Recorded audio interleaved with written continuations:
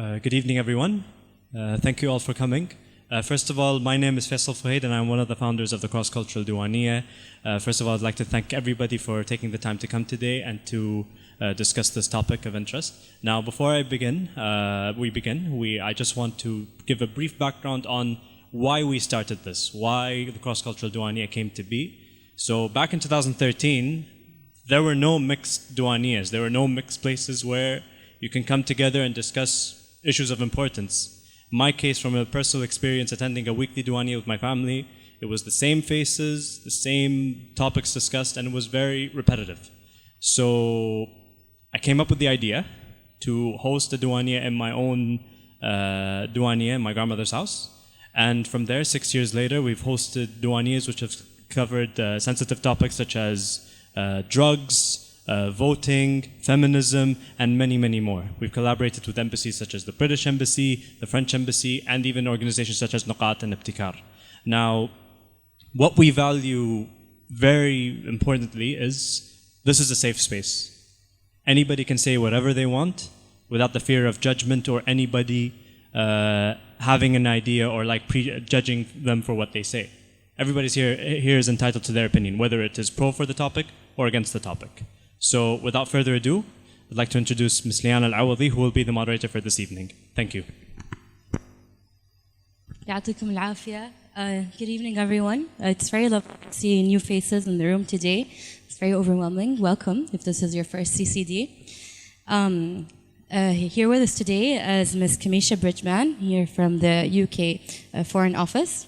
It's lovely having you here, and your respected party as well.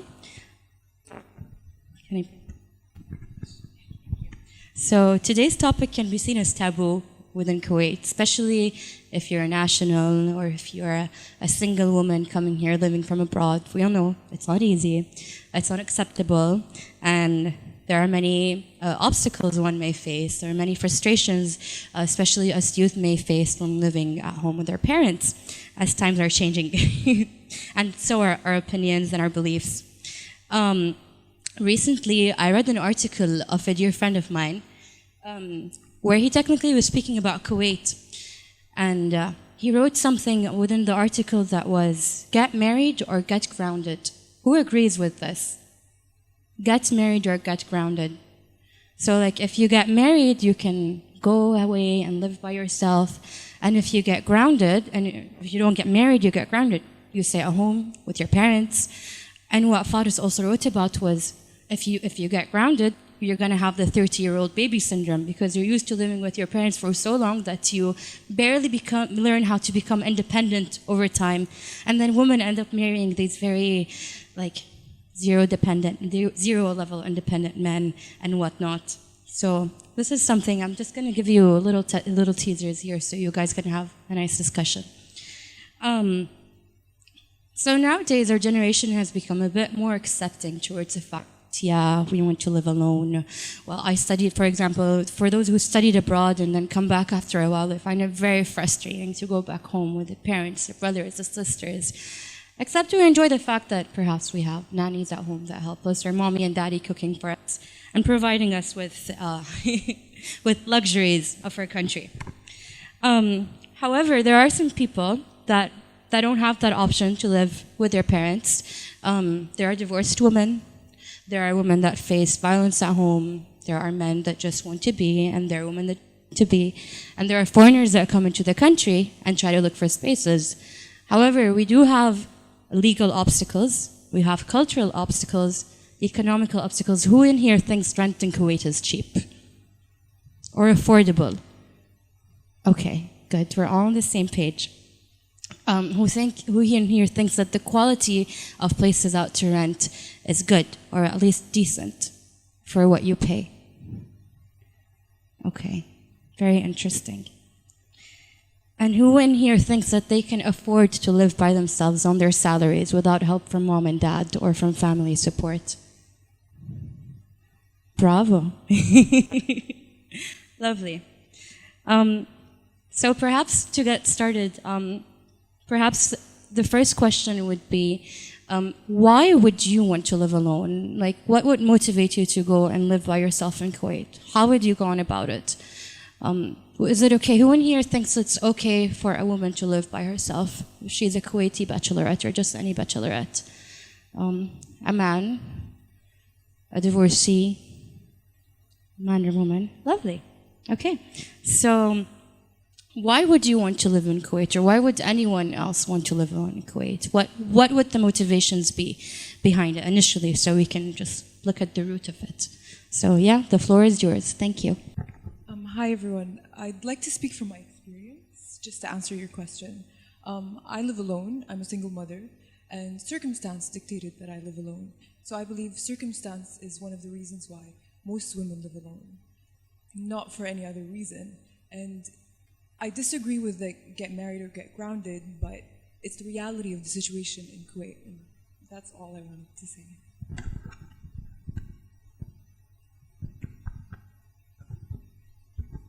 Good evening, everyone. So firstly, I agree 100% with living alone. I think everyone should do it once in a while. I think it has a few benefits to it. As a Westerner or as an expat that has, in my home country, it is kind of cultural that once you go to college or something, you move out of your parents' house. And I think the lessons and values it teaches you to be wise with your money, number one, where if you're living on your own, you don't want to go and ask your parents for money. You don't want to say, Mom, I need this, Dad, I need this. You want to try and get through every month and just do stuff on your own, as it gives you a sense of independence, for instance. But the other aspect, and I think this is a very good aspect that everyone needs to look at, is it helps you find you, if I can put it that way. Everyone needs your own alone time at home. You want to go home, you want to relax. If you like watching Batman, if you like whatever it is you enjoy doing in your alone time, I think everyone needs it. Especially people that if you live with your parents all the time, I imagine a lot of people just need that 5 minutes away where it's just them and they can do what they want to do. So yeah. Any other questions? Any other contributions? You mentioned the legal obstacle. If you're over 21, what's the legal obstacle in Kuwait? The legal obstacles are that, first of all, in my personal point of view, and even technically speaking, there is a law actually from our research, because data in Kuwait is very easy to access. Law number 125 of 1992, which is still being up to today, does not allow bachelors and bachelorettes to live in all areas. So there are limited areas within Kuwait where single people can live. Like, for example, Jabriya, Salmiya, Hawali, whatnot. And they're not necessarily always good places for, let's say, women to live in. I wouldn't feel safe living in Hawali, living in a low-cost apartment, for example. I mean, I'm pretty sure a lot of people in here have a point of view to say about that, or an opinion on that. So yeah, and it's not just that. Even landlords themselves are very picky when it comes to leasing a place to people. But that's not legal thing. If you are a landlord, you are the owner of the place. You have the right to do whatever you want with your. I'm talking about legally. Yeah. I don't think. By the way, I come from a legal background. Yeah. I don't think there is a legal obstacle.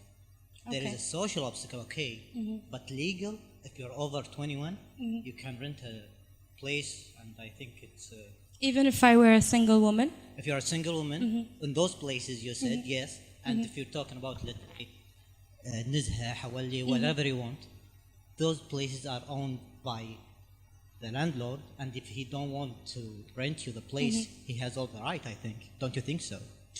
I think it's yeah, he does have the right, but at the end of the day, he's being very unfair towards other people. But it's not and I think the law should protect us from that, in my point of view. Yeah, but it's not a legal obstacle. That's all I'm saying. Okay. Like, you have the right to do. Awesome. Yeah. Hi, my name is Sharifa. Just to pick up on the legal aspect, I think the government doesn't recognize single men and women. So I'm sure all of you know our right to housing and our law that every Kuwaiti family is entitled to a home that's given to them by the government. However, again, if you're not married, you don't exist in this equation. So this is something that, we can look at it from a legal perspective and say, yes, legally, single men and women don't have a right to housing from the state.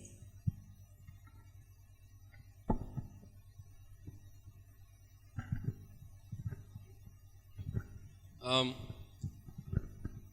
remember when I was young, I used to sleep with my parents in the same room. I was very young, yeah. Then suddenly they said that your own room. I was so happy. I became independent, like I had my own room, my own walls, and have some privacy. Could watch Batman, as you said. And then with time, I got married. And now it's not a room that I shared with my parents. It's not a separate bed and then a separate room. Now I have a separate floor, a separate segment, let's say.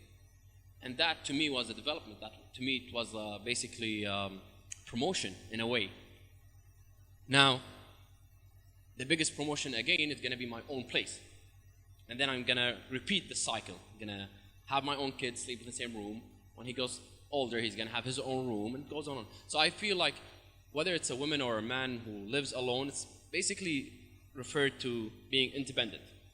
It's a successful thing within our society here in Kuwait. I don't know if you agree or not, but when you say I have my own house, I have my own apartment, I have my own, own myself, it's kind of a recognition within society that, hey, I'm successful, I could afford it, And that's the question when you asked who here can afford a house by himself, by his salary. And I think few raise their hands. And I'm sure that if you go back to their backgrounds, you'd see that they have a great qualification, great salary, great so on and so forth. Now, going back to what you just said legally, and I teach business ethics and law and all of these lovely, boring stuff. No, by law, there isn't any article or basically legal platform that says that you cannot rent any place, 100%. However, it goes back, as you said, to the landlord themselves if they want to basically rent or lease the house that they have or their apartment.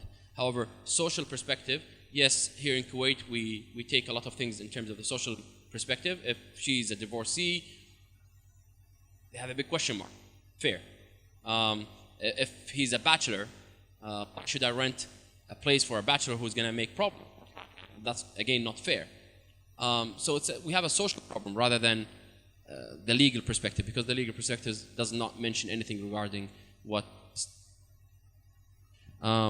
and back to women and men rights and stuff, I think Kuwait is in a way being developed to the point that everybody's getting their rights in a way. Sooner or later we're going to have it. I mean, we got the elections thing. Slowly, nothing's going to come fast. And recently we have women now having high-ranking positions in the government and so on and so forth. So sooner or later we're going to have kind of equality, let's say, or equity between men and women in terms of renting and living alone and stuff. It's a social problem rather than a legal or governmental. I'll stick to social. I think to address about the legal issue is that there are no guarantees of discrimination for rentals. There is absolute, so they had all the power to the landlord, who can say, I just don't want to rent this place out for him because I just don't like him. And these things, I don't know about other countries in the world, but there's guarantees for equal opportunity, and this is one of them, is equal opportunity of accommodation. And that's my point, and thank you. I have a question for the people here with a legal background. Don't you believe the laws that are placed in favor of marriage, which is okay, but only in favor of marriage, marginalize everyone else, like divorced women? I'm personally finding an issue trying to find a new place, since I'm a divorced woman, just by label. They don't have to meet me to say no. So don't you believe that there is no equal opportunity?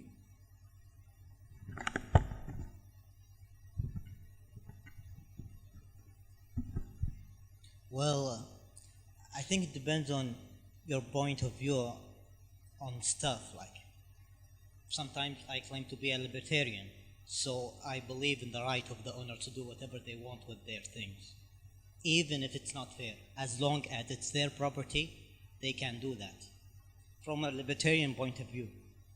But there are people who believe in what the guy just said, that you should have an equal opportunity. But I think we established that there is no legal articles in Kuwait forbid, let's say, divorcees or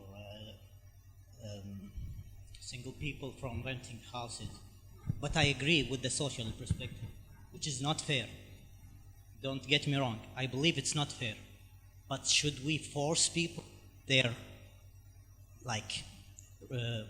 property to anyone I don't know. It depends on your point of view. As I said, I come from a libertarian background. I believe that people who own whatever they have the right to do whatever they want with it. And even if it's not fair, they have the right to do that, as long as it's their property. I want to move to the psychological aspect on not living alone. But I don't want to interrupt. Are we done with the legal thing? That's actually make. Although there is a law in place that technically allows divorcee or bachelor men and women to live independently in Kuwait, I think the fact that there are specific areas that are put in place where we can rent places out is already bad itself. I think it's very demeaning towards us to some extent. And speaking about divorcee women actually, recently they passed something in Parliament where they were going to do something called Dar Liwa, which was technically going to be like a shelter for divorced women and women that have faced violence within their homes and can no longer live within their actual house and cannot afford to. However, the plan was to put them all together in one place, which I find completely disrespectful. I don't think it's even healthy if a woman were to be reintegrated back in society after trauma or after a nasty divorce. She should be at least in a healthy environment, not surrounded by people that are all sad at the same time and they can all grieve together. I think it should just become normalized. So yeah, that was the only thing I have to say to close the topic. Thank you. What I would like to point out is the psychological impact of not being able to live alone. Whether it's by choice or not by choice, I don't think it's natural for both a male and a female, say 25, 30-year-old female or male, to be living with their parents, to be treated like a child, get permission or come back within a specific time. It's not getting the freedom to be wild, but it affects you psychologically to live with someone forever, and that's not your choice, you know? Even if I choose to leave my parents' house and live alone, I should be able to do that and not have the society judge me, because it shows, I think people have the tendency, we have the tendency to judge those who are above a specific age and still live with their parents by having some psychological problems. It's not because not being able to be married or even divorced, it's because the treatment of the society towards those people, of being constantly not having their own space, not having their own decisions, not having to be able to run their life however they want to do it. And that's why they're frustrated. It's not because not having a partner or losing your partner or whatever it is. So I think it's time that we all push that for the psychological well-being of males and females. Especially when you study abroad for 4-6 years, live alone, do your own laundry, then you come back to being a child again. That's the hardest part, psychologically. Psychologically, yes.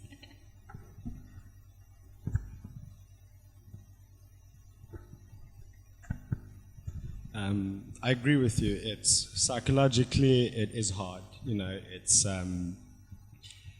again, this might just be my ignorance from a Western world, and if it is, I do apologize. But in Western world, we kind of, when you move out your house, and when you get your own place, when you are renting a place and you are not dependent on your parents, it's a proud moment for the parents.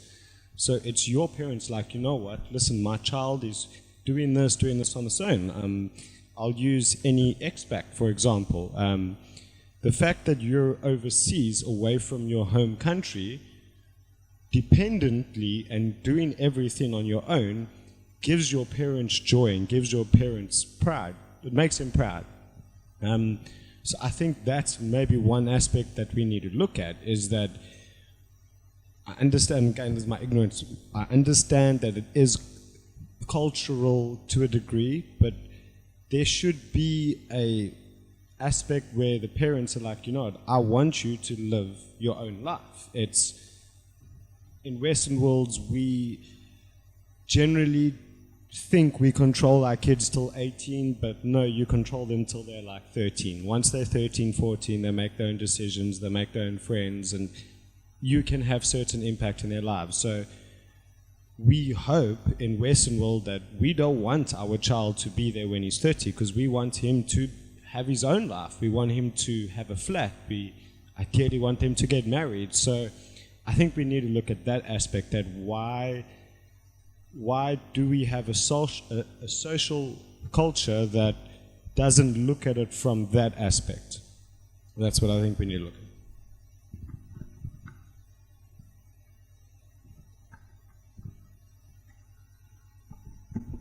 Just in response to your point, I think the financial aspect is very important. So in the Western world, financially, the parents are not responsible for the children or the adults once they turn 18. Whereas in Kuwait or in similar cultures, it's completely different. Some kids are dependent on their parents their entire lives. So they get married, the parents support them, they give them their house, they work in their dad's company. So I think the financial aspect is something not to be forgotten. And then similarly, then there's a response. I'm not advocating that kids should live with their parents their whole life, but I'm saying culturally also there's a responsibility where the children, once they grow up, they also take care of their parents, and that's much more common here than it is in the Western world. I would also, I would like to talk from my experience to maybe show you how it is here, and I don't know if I'm speaking for everyone, but as a divorced Kuwaiti woman, I hide this from everyone. This is the first time, I feel uncomfortable talking about this here. So I have to hide the fact that I'm divorced, and I have to hide the fact that I live alone. Because the perception is, you're divorced, you live alone, you're a girl, you're probably bad or something like that. But, I'm good with both of my parents, and it's with their agreement. They just don't have space. One of them doesn't like kids. One of them is newly married. So I live alone just because of circumstance. And living with your parents your whole life, as a female, I don't know if males usually are prepared for it. I wasn't prepared to live alone. When I was put in that situation, it was hard. It was really hard because I didn't know what's the first thing to do. You have to clean your own house, and you have to take care of rent, and how do you pay all the bills? So that's the impact that it has, raising our kids, not preparing them to ever live alone, especially women. They're always either dependent on a husband or a father or a male, because there are places I can't go alone in. Or for instance, if I'm in an elevator in a building alone sometimes, if there are men coming in, I'd be fearful sometimes because I'm alone, because that's what I've been taught, and that's how I was raised. And I feel like a lot of Kuwaiti girls are raised this way as well. I think, here the culture is the total opposite from what our friend said here.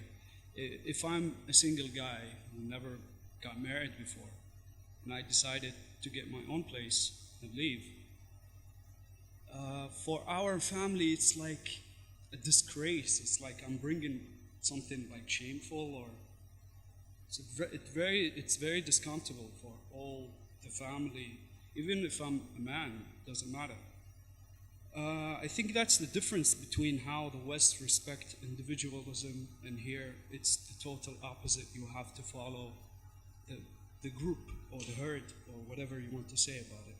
So I think that's a big difference how our psychology here works. You have to live like everyone lives around you. Hello everyone. I just wanted to pick up the point, because I heard a number of references to the West. The West is geographically, indistinct, and it's neither is it monolithic. Western experience is very diverse, and it reflects the fact that there are different cultures. I grew up, in northeast London, one of the poorest boroughs in London, but it was a melting pot for people from different nationalities and different cultures. So within that experience, actually, a lot of what some people are saying about managing family expectations, the affordability of housing, stigma around divorcees and their ability to move on from what can be a quite traumatic experience, and be able to kind of live in more desirable locations or places with concerns about personal security, are discussions that we are also having and experiences that we are having as well. So I suppose I was quite keen to kind of to contribute to the discussion, because I don't necessarily want any references to the West to reinforce difference. I think there's actually a lot of commonalities in our experience. And for me personally, after graduating from university and enjoying independence for a few years, I also had to go back home and live with my parents until such time that I could afford to go out and rent.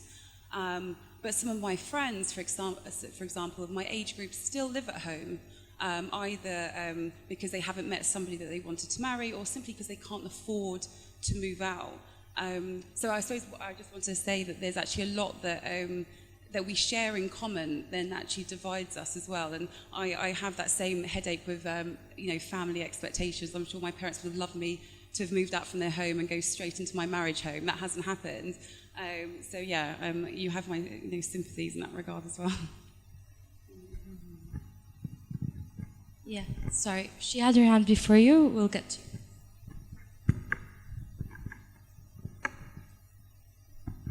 Actually had a few things I wanted to talk about. I'll make them quick. I live alone here, and it was a difficult, exhausting / offensive process to try and find a place. It was just a number of no's, and why do you live alone, and where's your family, and this is wrong. Wait, what? I was like super confused. And even like the assumption that, okay, you're single, you're probably going to have parties, you're going to be bringing people in and out, and they just say it to you. I'm like, do you know my name? I don't know why you're making assumptions about what I'm going to do here. And what you guys were talking about earlier legally, I'm just going to briefly mention, what I don't understand why they say no to a single woman and it's okay for a family, because I live in a residential area. I had to get approval from so many people before they finally allowed me to do it. Was like, I have neighbors and it's a married couple, but they make more, noise or anything than I do. I'm like, I had a harder time getting a place, and if anyone is actually causing a problem, it's my neighbors, but they just came in, got a place, it was fine. I still have to work hard, prove to the Haddis every day that I'm not doing anything, I'm not stirring any trouble. My friends are here, they're leaving at 7 p.m., and I feel like it wasn't fair, and that really did bother me.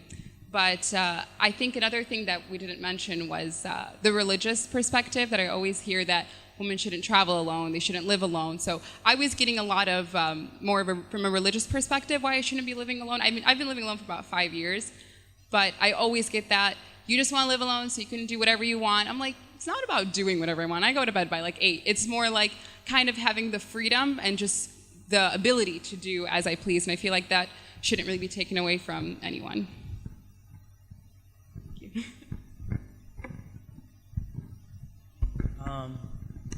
Yeah, I definitely agree that it's first and foremost a stigma.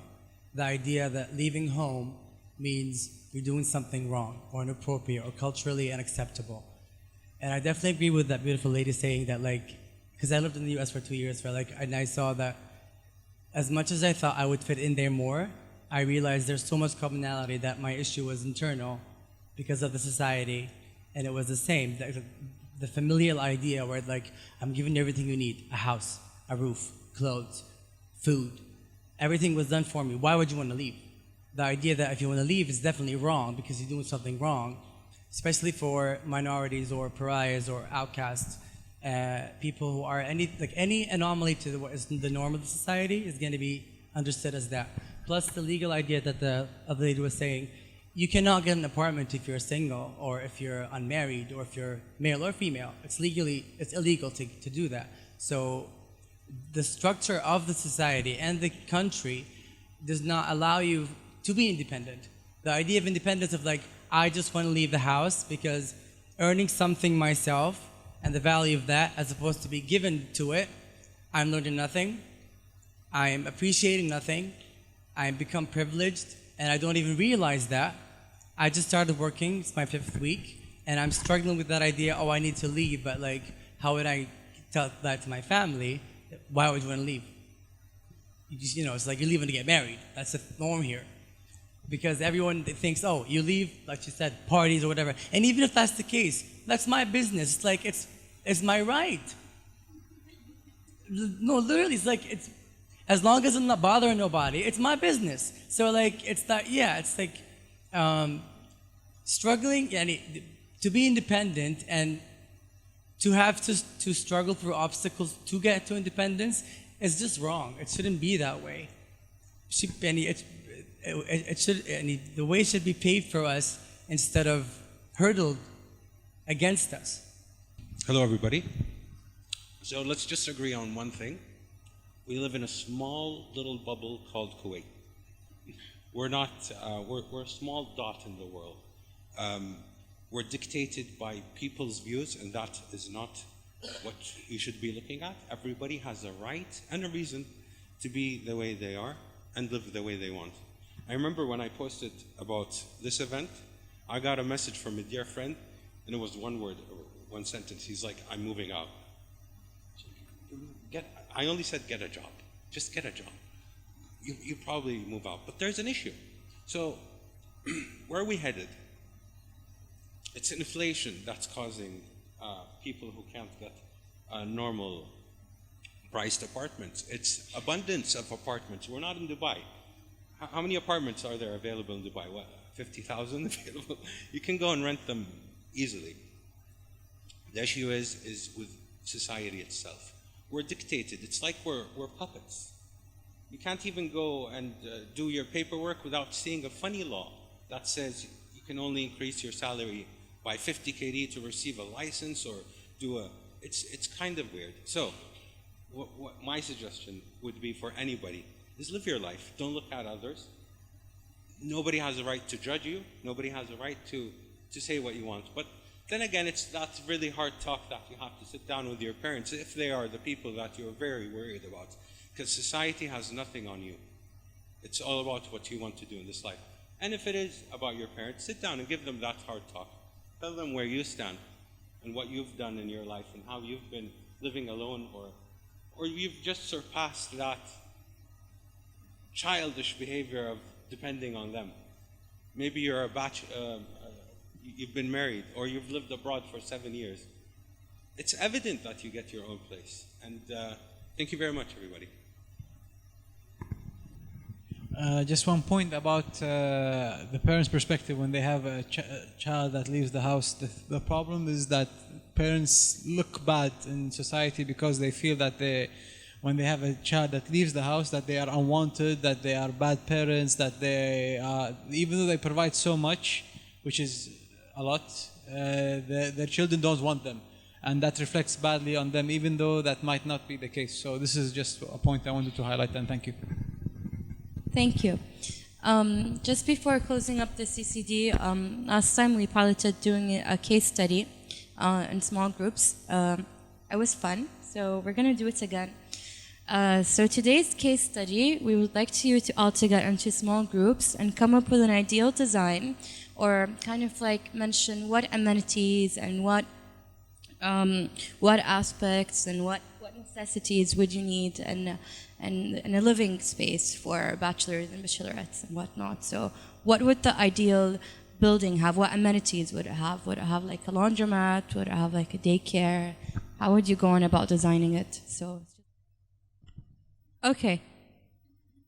Is there a group that would like to go first? Okay. Okay, I'm going to ask this group to go first.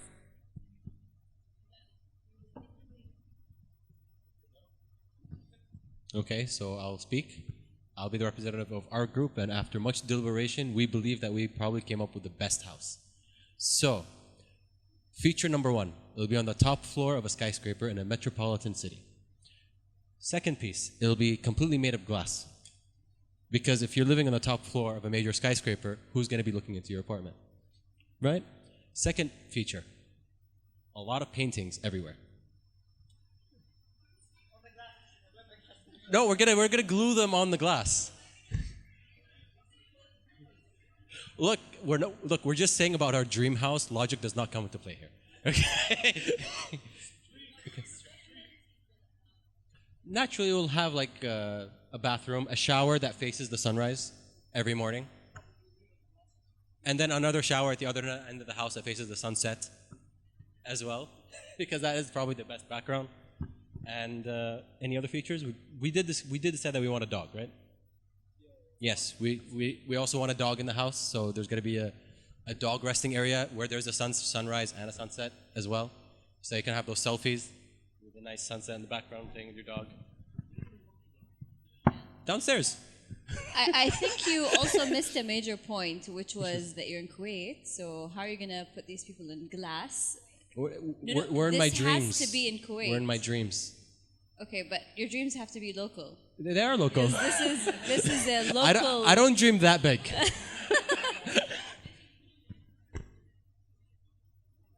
Oh, also, it will completely be run on solar energy.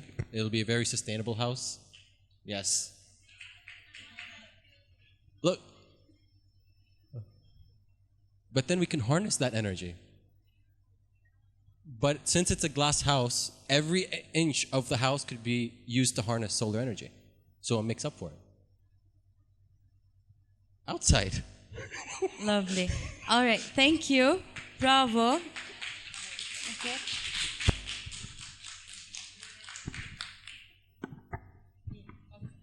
Hello.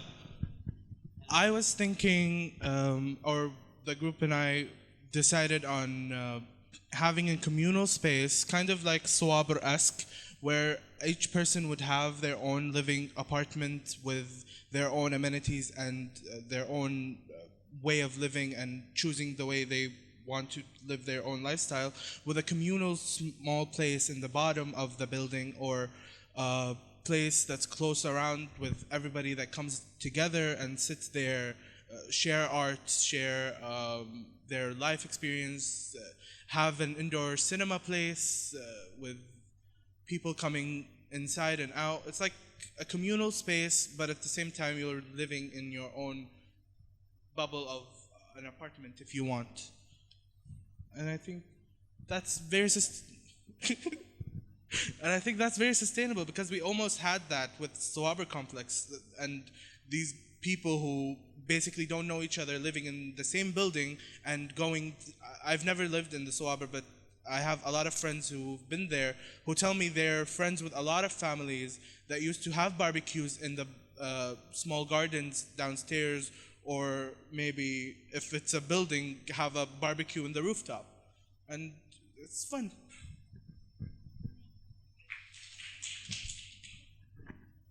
So we were more realistic with the things we want. We just want somewhere affordable. It has to be safe with the security system. They should allow beds. It has to be close to public transportation, and it has access to swimming pools, parking lots, laundry, and that's it.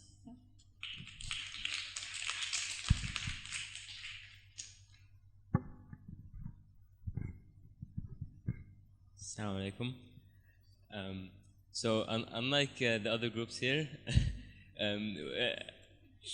we didn't even make an attempt to make this realistic or doable or financially.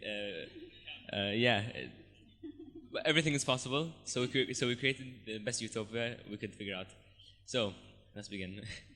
Library, cinema room, parking spaces with two per flat with electric sockets. LAN gaming rooms, balconies with a sea view, bikes, gym, sauna, steam room. Location in Ras Al Salmiya. No discrimination, pets, solar panels, offices, barbecue, jogging area, barbecue area, Wi-Fi, multi-purpose room, multi-faith room, places of worship, cafeteria, Alexa, Amazon Alexas everywhere, Philips Hue lights, on-the-roof pool, subsidized housing, so people get to pay more the rest of the AR, so if they want to get house in our building. Disco rooms for every genre of music. That can be rented.